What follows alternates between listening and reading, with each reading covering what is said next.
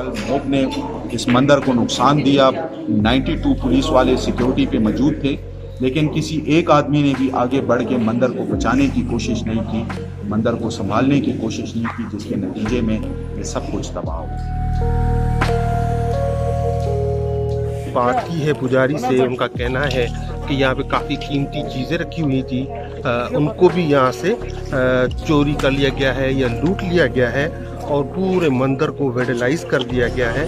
ये इंतही एक अफसोसनाक बात है।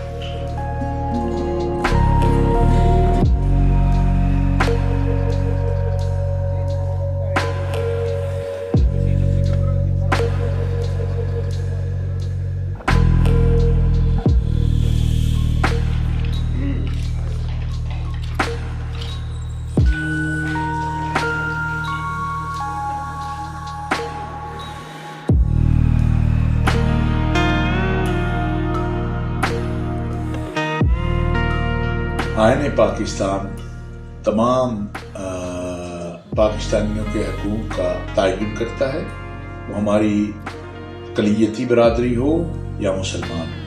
किसी शख्स को ये हक़ नहीं है कि वो कानून को अपने हाथ में ले। इस हवाले से हुकूमत पाकिस्तान ने, हुकूमत खैबर पख्तूनख्वा ने जो फौरी इक़दाम उठाए हैं, FIR दर्ज की गई है और मुजरिमीन की गिरफ्तारी का सिलसिला जो है वो शुरू है।